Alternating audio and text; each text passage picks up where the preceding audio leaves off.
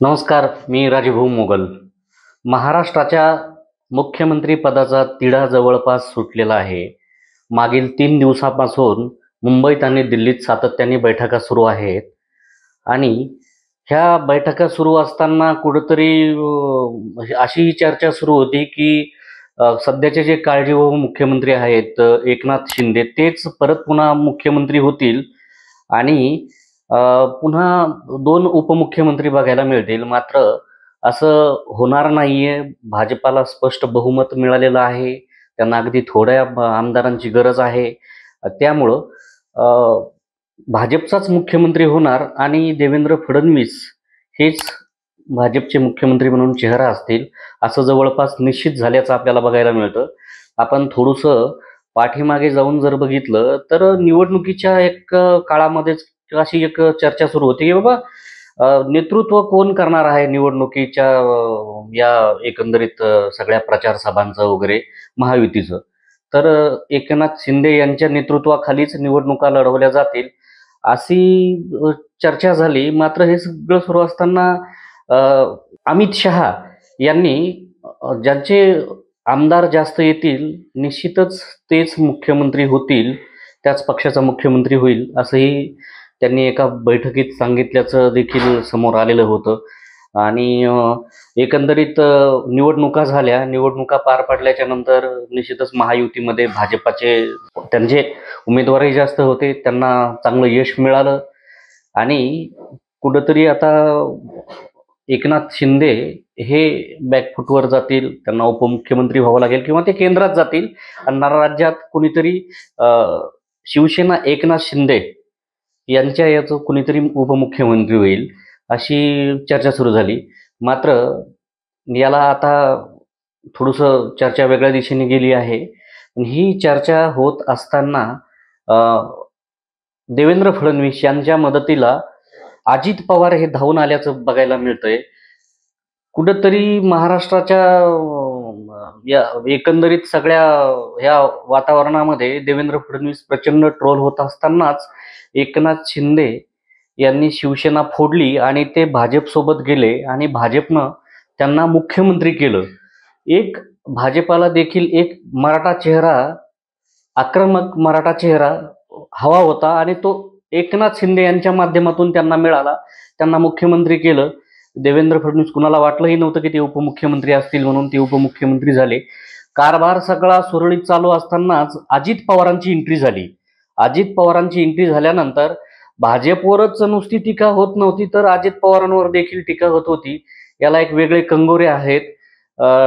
देशाचे पंतप्रधान नरेंद्र मोदी यांनी एका सभेमध्ये अजित पवारांवर अत्यंत भ्रष्ट असल्याची एक मोठी टीका केली. राष्ट्रवादीवर आगपाखड केली. अजित पवारांनी सिंचन घोटाळा किती मोठा आहे, 70,000 कोटीचा हा घोटाळा आहे आणि ते त्यात अडकलेले आहेत, असं सगळं त्यांनी त्यांच्या सभेमध्ये बोललं गेलं आणि एक 2-4 दिवसातच अजित पवारांची अ, महायुतीमध्ये एंट्री झाली. अजित पवारांची तसं बघायला गेलं तर अजित पवारांची गरज होती का महायुतीला? तर निश्चितच नव्हती.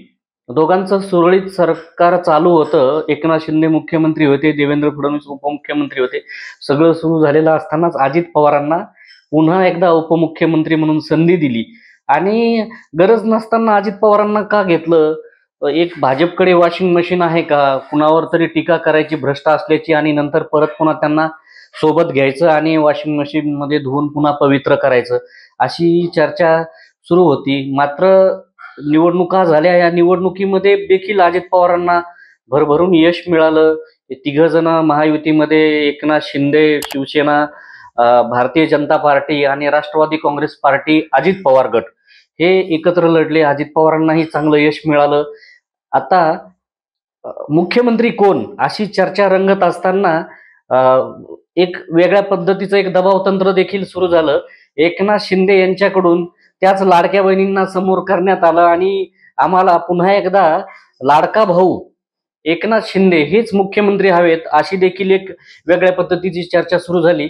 मात्र हे सगळं सुरू असतानाच अजित पवार यांनी एकनाथ शिंदेची बाजू घेतली आणि भारतीय जनता पार्टीला आणि पर्यायाने देवेंद्र फडणवीस यांना माझा पाठिंबा आहे असं घोषित केलं.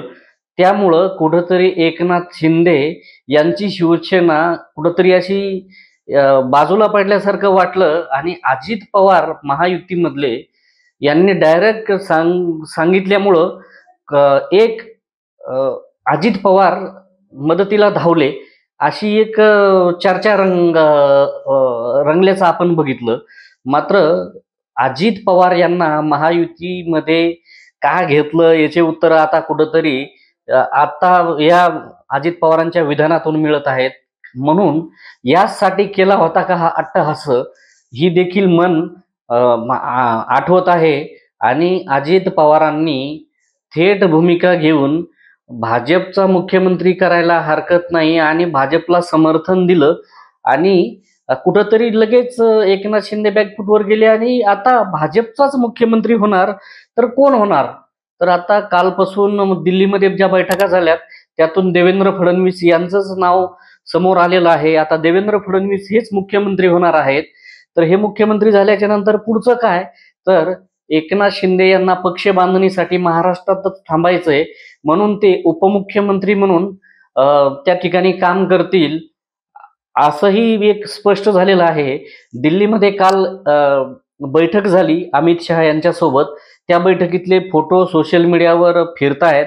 त्या बैठकीमध्ये अजित पवार यांचा अत्यंत खुललेला चेहरा दिसतोय. देवेंद्रजी फडणवीस यांचा तर दिसतोच आहे, त्यांच्या जोडीला सगळ्यात खुललेला चेहरा जर कुणाचा असेल तो अजित पवारांचा आहे. आणि चेहरा कुणाचा पडलेला आहे तर तो चेहरा एकनाथ शिंदे यांचा पडलेला आहे. त्यामुळं ते आता सोशल मीडियावरही वेगळ्या पद्धतीची जी त्यांची विरोधक आहेत ते ट्रोलिंगसाठी ते फोटो देखील वापरत आहेत. प्रफुल्ल पटेल जे आहेत त्यांनाही केंद्रात संधी मिळेल अशी चर्चा आहे. त्यांचाही चेहरा त्या ठिकाणी खुललेला आहे आणि मुख्यमंत्री पदाचा तिढा जवळपास सुटलेला आहे. देवेंद्रजी फडणवीस हेच महाराष्ट्राचे आता मुख्यमंत्री असतील असंही कुठंतरी स्पष्ट झालेलं आहे. मात्र अजित पवारांना सोबत का घेतलं होतं याचीही उत्तरं आता या निमित्ताने मिळत आहेत असंच म्हणायला हवं. आपल्याला काय वाटतंय आपणही कमेंटच्या माध्यमातून व्यक्त होऊ शकता आणि तुर्तास आपण या ठिकाणी आता थांबूयात. धन्यवाद.